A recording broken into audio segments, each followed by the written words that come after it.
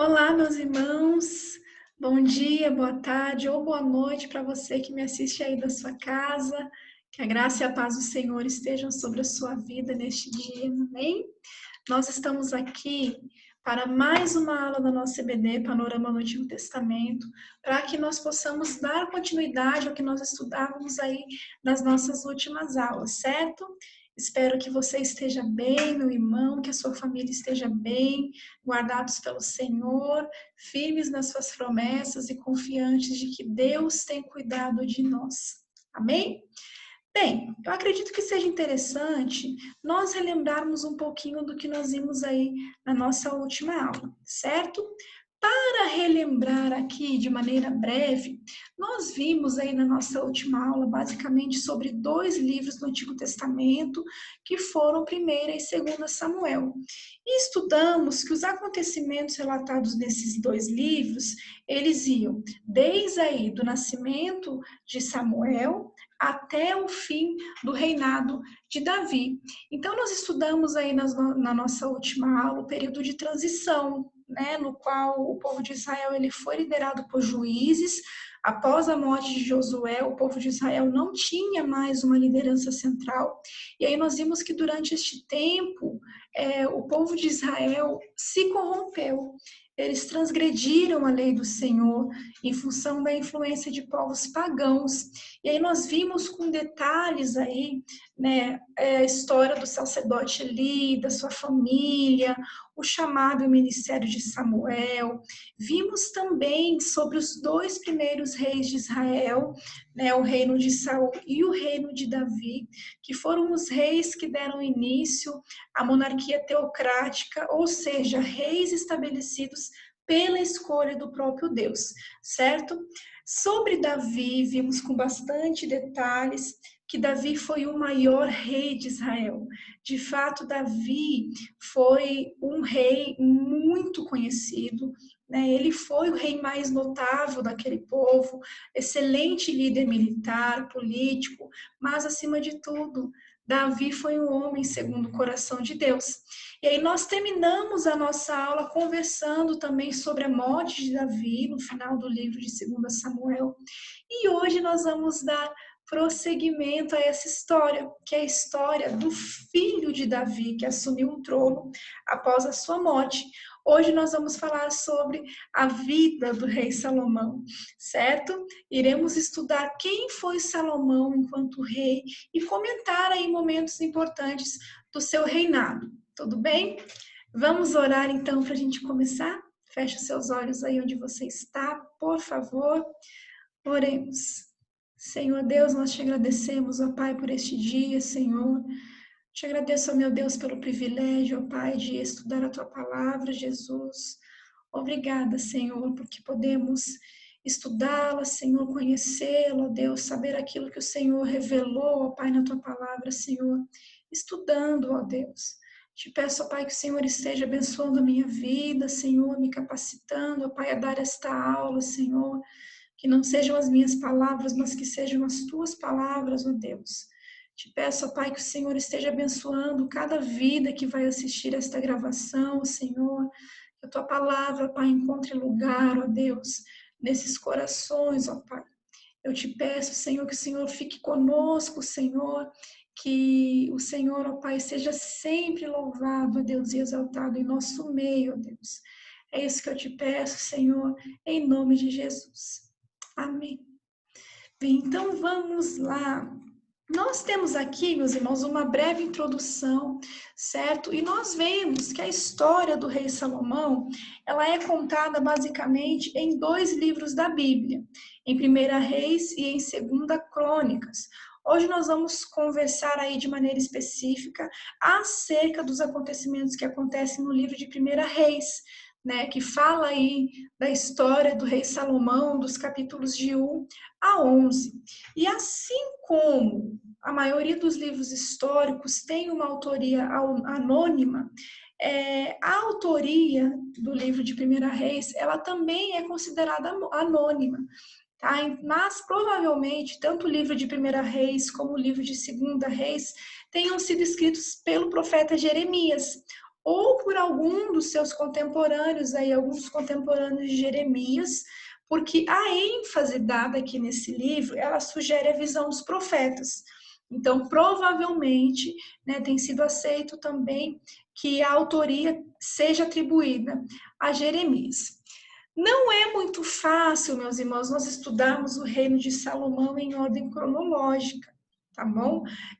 Mas nós sabemos que o seu reinado, ele durou 40 anos, assim como o reinado também de Davi durou 40 anos, e que a construção e a dedicação do templo ocorridas durante a primeira década do reinado de Salomão recebem mais atenção aí na história de Salomão, nesses capítulos, do que qualquer outro momento do reinado de Salomão, tá bom? Então, dessa maneira, hoje nós vamos caminhar por 1 Reis, capítulos de 1 a 11, e conhecer um pouquinho quem foi Salomão, filho de Davi, enquanto rei de Israel.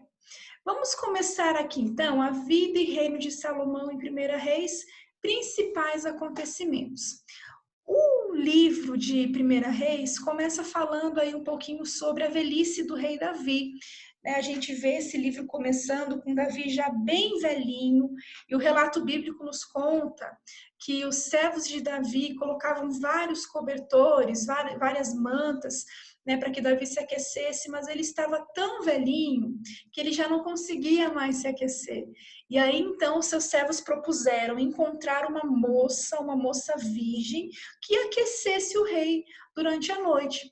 E foi aí então que eles trouxeram à presença do rei Davi Abissag. Abissag era uma moça sunamita, era uma moça muito bonita, né, uma jovem. A Bíblia relata que ela era uma moça muito bonita, muito formosa, e ela cuidou de Davi aí durante esse período antes de Davi morrer, mas a Bíblia fala que Davi não a conheceu, né? Ou seja, Davi não se deitou com ela. Então a gente tem esse comecinho aí no primeiro capítulo de 1 Reis falando sobre Davi, e esse mesmo capítulo, ele vai falando aqui pra gente que Adonias, um dos filhos, né, de Davi, um dos filhos de Davi, neste momento, chamado Adonias, quis se autoproclamar rei de Israel. O que Adonias fez? Ele sacrificou animais, ele convidou pessoas, ele chamou os seus irmãos, né, para que estivessem com ele, e ele queria se autoproclamar rei de Israel, enquanto Davi ainda estava vivo. Porém, para este momento, Adonias não convidou Salomão e também não convidou o profeta Natã. E Davi, o rei Davi, seu pai, também não teve conhecimento disso. Davi não sabia que isso estava acontecendo. Então, o que aconteceu nesse momento? O profeta Natã foi a Batseba, mãe de Salomão, e deu um conselho a ela. Contou o que estava acontecendo, que Adonias estava se autoproclamando rei, certo? E disse o seguinte a Batseba: Batseba, entra na presença do rei Davi e intercede pelo seu filho Salomão para que ele seja rei. E assim que você estiver falando, eu vou entrar logo em seguida e também vou falar com o rei Davi. E foi assim que aconteceu. A gente vê no relato bíblico que Batseba entrou na presença do rei, falou sobre isso conforme Natã tinha orientado que ela fizesse, né, pedindo que Salomão fosse o rei de Israel. E aí o profeta Natã chegou e confirmou as palavras de Batseba. E a Bíblia nos conta que após isso, naquele mesmo dia, Davi determinou que Salomão seria o rei de Israel. E aí nós vemos, ainda neste primeiro capítulo, Salomão sendo constituído rei de Israel por determinação de Davi, do seu pai, ainda em vida. Salomão foi ungido rei de Israel. E a Bíblia conta que o povo bradou alto e forte: viva o rei Salomão! E a cidade naquele momento ficou completamente alvoroçada, que o barulho das pessoas, né, o alvoroço das pessoas, né, ao Salomão ser constituído rei, chegou até onde Adonias, o irmão que estava se autoproclamando rei, estava. A Bíblia conta no versículo 40 aí de 1 Reis, capítulo 1, que o chão tremia com o barulho das pessoas. Outra versão diz que com o seu clamor, né, o clamor das pessoas, o barulho das pessoas, a terra retiniu. Então, de fato, houve um grande alvoroço aí com a constituição de Salomão como rei. E esse alvoroço chegou até Adonias. Adonias soube que Salomão era rei de Israel e Adonias temeu. Adonias sentiu muito medo no seu coração e todos os seus convidados sentiram o mesmo, sendo que todos foram embora de onde eles estavam. E assim, Adonias não pôde se autoproclamar rei de Israel, porque o próprio rei Davi estabeleceu que o rei de Israel seria Salomão, certo? Então, dando continuidade aí a esse comecinho, nós vemos no capítulo 2 que estava próximo de acontecer a morte do rei Davi, ele já estava aí bem velho, e ele foi ter com seu filho Salomão. E aí, nesse momento, ele dá a Salomão inúmeros conselhos. E aqui eu trouxe para vocês, para que nós pudéssemos comentar um pouquinho, um pouco dessa fala aí de Davi ao seu filho. E guarda a observância do Senhor, teu Deus, para andares nos seus caminhos e para guardares os seus estatutos e os seus mandamentos, como está escrito na lei de Moisés, para que prosperes em tudo quanto fizeres, para onde quer que tu voltares. Lembra que Davi foi considerado um homem segundo o coração de Deus? Então, aqui nós estamos vendo Davi aconselhando o seu filho Salomão, o rei de Israel, a permanecer guardando os preceitos, os mandamentos de Deus, né? Para que Salomão não se apartasse da lei do Senhor, da lei de Moisés, porque o Senhor havia dito que se os seus filhos, os filhos de Davi, guardassem os seus mandamentos, né, os seus descendentes seriam para sempre reis em Israel. Lembra da aliança davídica que nós comentamos na última aula? Então aqui a gente vê Davi aconselhando o seu filho, o rei de Israel, a guardar o seu coração, né, nas leis do Senhor. E continuamos aqui então, né, em 1 Reis 2, e temos um acontecimento bem diferente. Salomão mata seu irmão Adonias. Lembra do irmão que quis se autoproclamar rei? Então, a gente vê aqui que aconteceu algo em relação a esse irmão, certo? Nesse capítulo 2 de 1 Reis, a Bíblia já começa falando que após Salomão ter se tornado rei, o povo de Israel, o reino se fortificou muito, se fortificou sobremaneira. A verdade, meus irmãos, é que Salomão, ele desfrutou dos benefícios alcançados pelos esforços militares do seu pai Davi, né, para unificar a nação, para expandir as fronteiras, para obter reconhecimento internacional. Então, a gente vê aqui que nesse momento o reino já estava muito mais fortificado. E aí nós temos esse episódio, né, entre Adonias, o irmão que se autoproclama rei, e Salomão. Lembra daquela moça virgem, né, Abissag, que cuidou de Davi na sua velhice, que era muito formosa? Então, Adonias desejou Abissag e pediu a Davi permissão para se casar com Abissag, né, para tomá-la como esposa. Sim, Adonias queria tomar como sua esposa a esposa do seu próprio pai. E Salomão achou que esse pedido foi uma grande afronta, né, um grande desrespeito, e mandou matar o seu irmão Adonias. Nesse momento, nós passamos a conhecer um Salomão com um senso de justiça muito alto, que iria se aflorar mais ainda após Deus lhe conceder sabedoria. Nós vamos ver que Salomão foi conhecido por ser um homem muito sábio, mas também muito justo. É válido também que nós comentemos nesse momento que Salomão amava amava a Deus. Salomão amava profundamente a Deus e ele andava nos caminhos do Senhor.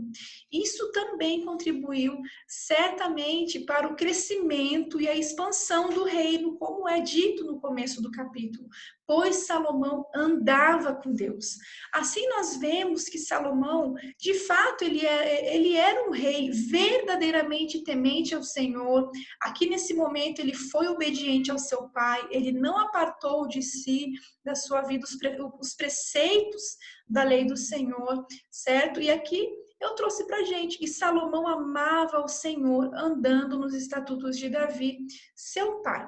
E aí no mesmo capítulo a gente pode ver que acontece aquele momento bem conhecido, onde um dia Salomão vai sacrificar a Deus em Gibeão, e ali naquele lugar Deus fala, né, através de um sonho com Salomão, e diz o seguinte: peça-me o que quiser, e eu te darei. E aí nós vemos que neste momento Salomão pediu sabedoria para governar, né? Ele poderia ter pedido tantas coisas. Eu fico pensando que, por exemplo, eu pediria, se Deus me falasse: Juliano, o que você quiser, você pode me pedir. O que será que eu pediria? O que você pediria, meu irmão? Mas nós vemos aqui que o pedido de Salomão foi um pedido muito especial. Ele pediu sabedoria, a Bíblia fala que ele pediu um coração que soubesse discernir entre o bem e o mal. E a Bíblia conta que naquele momento, neste momento, Salomão ainda era muito novo, Salomão era muito jovem, né? Provavelmente nesse momento ele deveria ter aí uns 20 e poucos anos. É muito jovem, né? Porque ele fala: sou ainda menino pequeno, nem sei como sair, nem sei como entrar. Então veja a humildade de Salomão. Ele já era rei de Israel, mas ele falou: Senhor, eu sou pequeno, eu sou jovem, eu não sei o que fazer, eu não tenho sabedoria, então por favor me dá um coração que saiba discernir o bem e o mal para governar esse povo que está sob a minha liderança.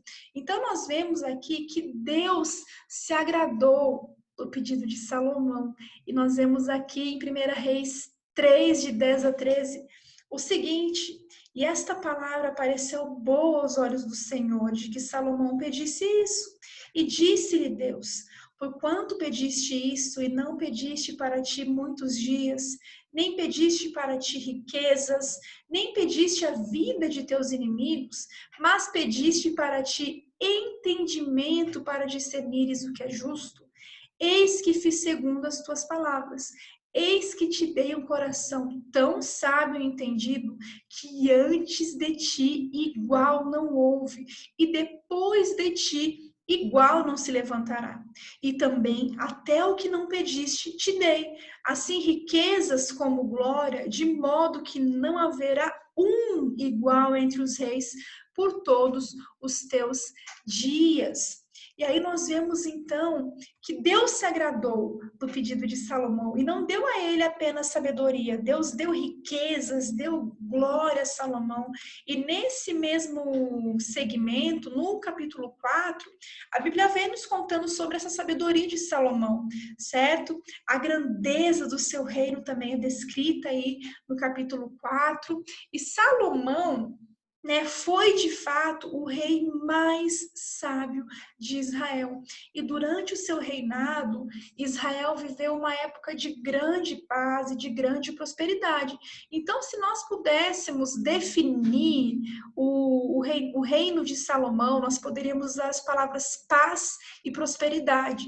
Lembra quando nós falamos sobre o reino de Saul, sobre o reino de Davi, como o povo sofria com ataques, como eles precisavam se envolver em batalhas, em lutas, como morriam pessoas. Isso não é visto no reino de Salomão, porque foi um período de paz para o povo, de muita prosperidade, o reino se expandiu muito. Então a gente vê aqui que Salomão, ele estabeleceu alianças, tratados comerciais com vários países, e a sua fama, a fama de sabedoria de Salomão, ela se espalhou muito, né? E sendo que pessoas de outras nações vinham até Salomão para que pudessem conhecer a sua sabedoria. E nós vemos aqui que a Bíblia fala que o conhecimento de Salomão era tão imensurável como a areia do mar. Meus irmãos, vocês conseguem imaginar uma pessoa tão sábia como a areia do mar? A gente consegue contar quantos grãozinhos ali a gente vê na areia do mar? Não. Então, o que isso está falando para a gente? Que Salomão era tão sábio, que a sua sabedoria era incontável. A sua sabedoria era maior do que a de todos os homens do Oriente, e que ele era mais sábio do que qualquer outro homem. E aí a gente vê que Salomão compôs 3.000 provérbios, né, conselhos, e os seus cânticos chegaram a 1.005. Imagina você, meu irmão, compor 3.000 provérbios. Eu que coloquei aqui entre parênteses, tá? Esse conselhos não faz parte do versículo, mas imagina você, 3.000 provérbios. Então, pense na sabedoria desse homem. Então, foi Salomão que escreveu o livro de Provérbios na Bíblia, Eclesiastes e Salmos. E essa grandeza de Salomão retrata as bênçãos prometidas ao reino de Davi, baseadas na obediência e nos princípios teocráticos da aliança davídica. Nós vemos aí que Deus revela no reino de Salomão as suas intenções para com o povo de Israel, caso estes seguissem a sua liderança, certo? Então, nós podemos continuar aí, vendo que Salomão fez uma aliança com o Irão, e Salomão edifica o templo de Deus. Lembra, meus amados, que na última aula nós vimos que Davi queria edificar um templo ao Senhor, mas Deus disse a Davi que ele não edificaria esse templo, que seria o seu filho, Salomão, né, quando este fosse rei, que iria edificar esse templo. E assim aconteceu. Nós vemos aqui Salomão fazendo uma aliança com Irão, um rei de Tiro e Sidom, um homem muito influente naquela época, com muitos contatos comerciais, né, no comércio exterior. E assim, por meio desse acordo, Salomão teve acesso a muitos recursos para construir o templo do Senhor. Então, o templo ele foi basicamente construído aí pelos fenícios. Os fenícios eles forneceram materiais, né, para a construção, e também milhares de trabalhadores para a construção desse templo. Não foi uma construção pequena, de maneira nenhuma. Milhares de técnicos, de mestres de obras, e Salomão pagou, né, por tudo isso com grãos, com azeite e com vinho. E nós vemos aqui que o templo foi construído no topo do Monte Moriá, né, ao norte de Sião, onde Abraão havia estado para sacrificar Isaque. E aí a gente vê, meus amados, que esse templo foi verdadeiramente a contribuição de Israel para as 7 maravilhas do mundo, porque era um templo muito luxuoso, mas muito luxuoso mesmo. E aqui eu trouxe uma informação que eu achei interessante compartilhar com vocês, que fala o seguinte: quanto ao material e à execução, o templo excedeu a tudo que existia em sua época. Não houve nada tão luxuoso naquele momento quanto o templo que Salomão edificou ao Senhor. A Sociedade de Arquitetos de Illinois, não sei se pronuncia assim, me perdoe se está errado, calculou seu valor total em 87 bilhões. Se nós fôssemos converter aí essa edificação hoje, veja, quase 90 bilhões, né, foram gastos aí neste templo. Templos posteriores, como o de Zorobabel, como o de Herodes, também foram edificados, foram maiores, mas não tão pomposos como o templo de Salomão, e também não tão primorosamente construídos, certo? Então, nós vamos observar aqui pelo relato bíblico que a planta básica desse templo era 2 vezes maior do que o tabernáculo mosaico.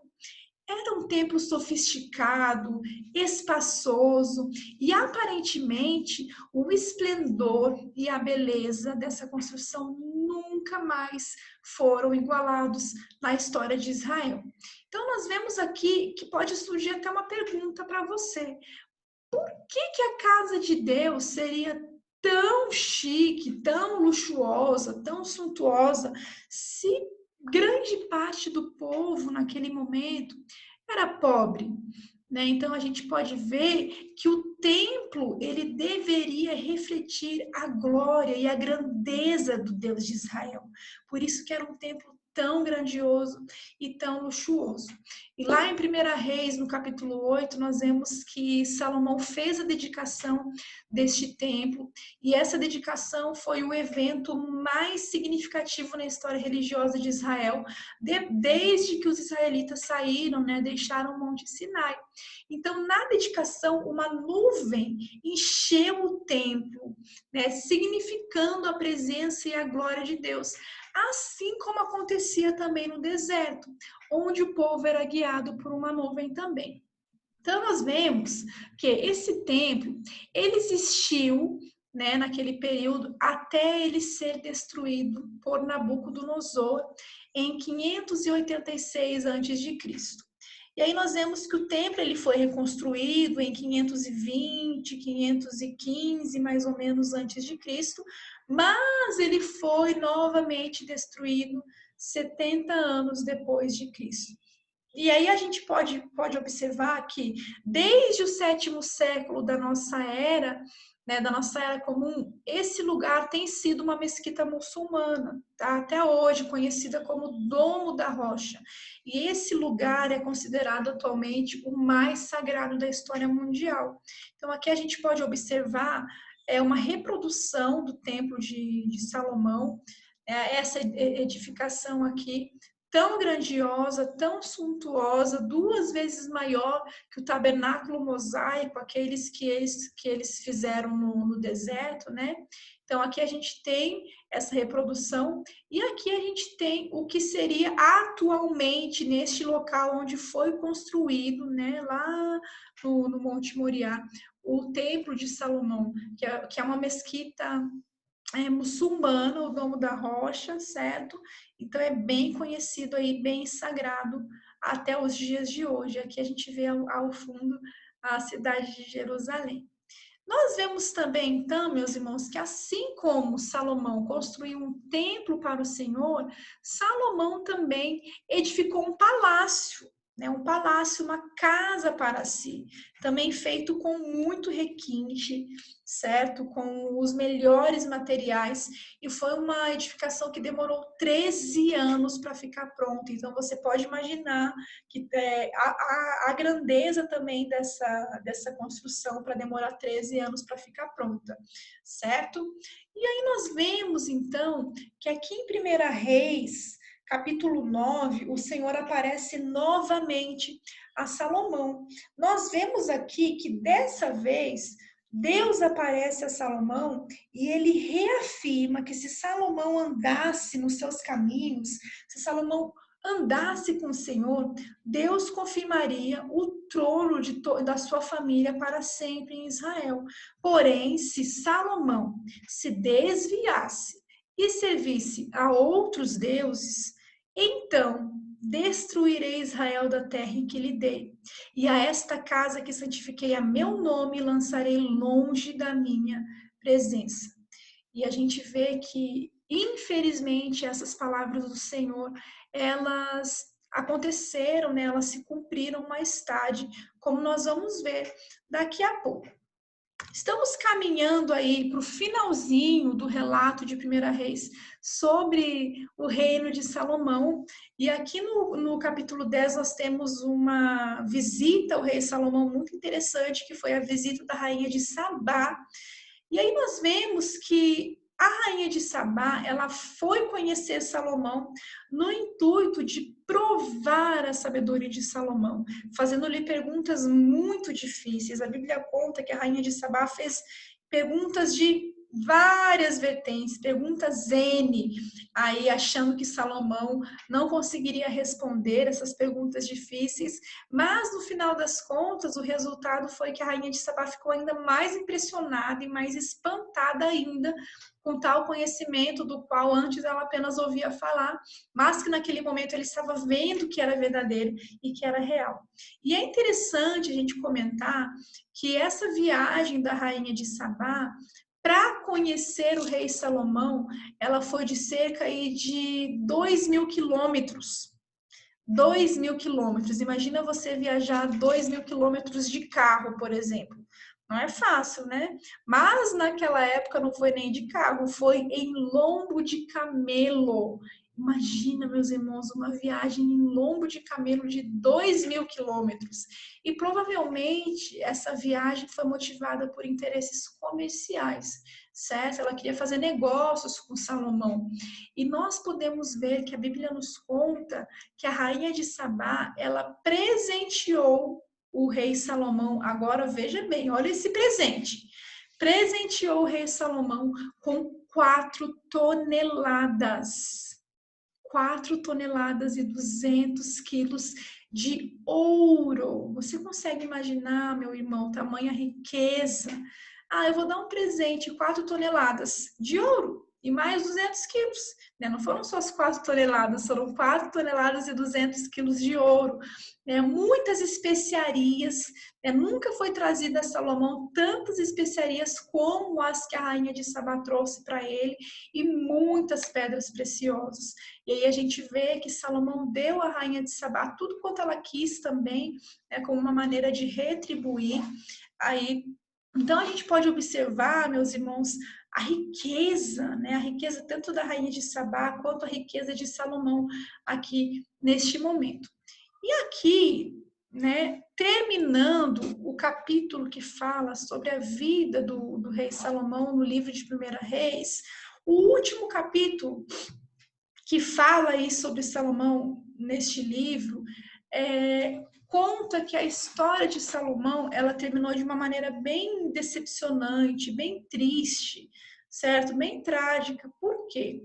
Salomão, meus irmãos, como nós vimos, que foi considerado o rei mais sábio de Israel, conhecido mundialmente, ele havia alcançado aí o apogeu, o sucesso, a fama, adquirido riquezas, sabedoria, reconhecimento internacional, a bênção de Deus. Salomão terminou a sua vida fracassando. Vamos dar uma olhada aqui nesse textinho, por que Salomão fracassou? Vamos ver. E o rei Salomão amou muitas mulheres estrangeiras, além da filha de Faraó, uma das esposas, né, de Salomão. Moabitas, Amonitas, Edomitas, Sidônias e Etéias. Das nações que o Senhor tinha falado aos filhos de Israel, não chegareis a elas, e elas não chegarão a vós. De outra maneira, perverterão o vosso coração para seguirdes os vossos deuses. A estas se uniu Salomão com amor.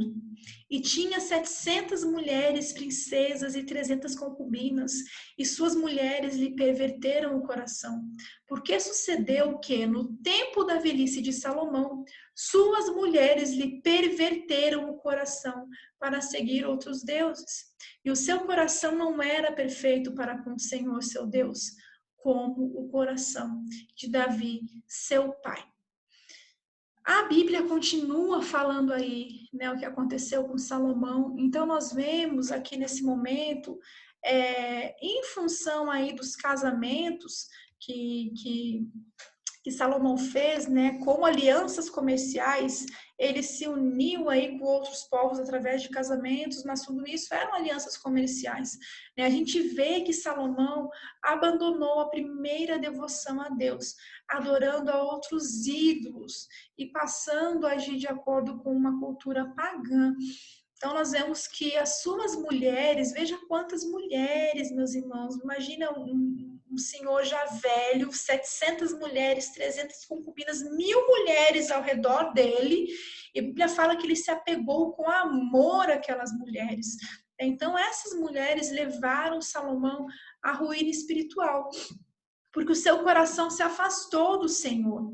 E nós vemos que pelo relato bíblico, Salomão ergueu altares a outros deuses, né? E muitos desses altares só foram destruídos na época de Josias, mais ou menos 3 séculos e meio depois. Então veja durante quanto tempo perdurou ainda essa influência pagã aí das esposas, das mulheres de Salomão, refletindo no povo de Israel. Então, o que aconteceu? De que maneira isso trouxe consequências?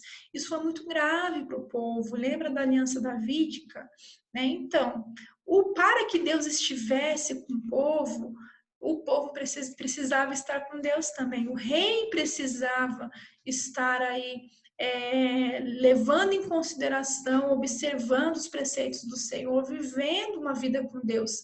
E aqui a gente vê que não era mais o que estava acontecendo com Salomão. Então, por causa dessa desobediência de Salomão, o reino seria dividido. Né? Um reino que estava vivendo uma profunda paz, uma profunda prosperidade, seria dividido. Mas por amor a Davi, por amor ao seu pai, né, o pai de Salomão, o julgamento de Deus foi adiado para depois da morte de Salomão.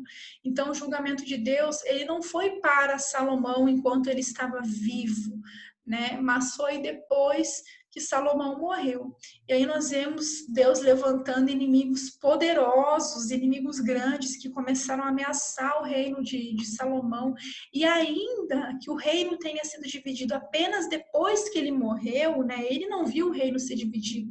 Salomão sofreu com a angústia de ver rebeliões surgirem no meio da sua família e diversos motins aí, rebeliões surgirem também no meio do seu povo.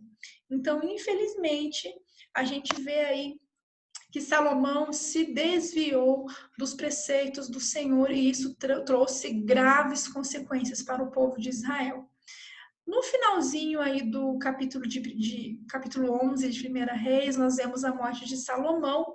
A Bíblia não dá muitos detalhes de como foi essa morte, mas indica que Salomão reinou 40 anos em Jerusalém, assim como o seu pai Davi também reinou 40 anos, né? 7, se eu não me engano, em Hebron, né, em Judá, e 33 anos em Jerusalém.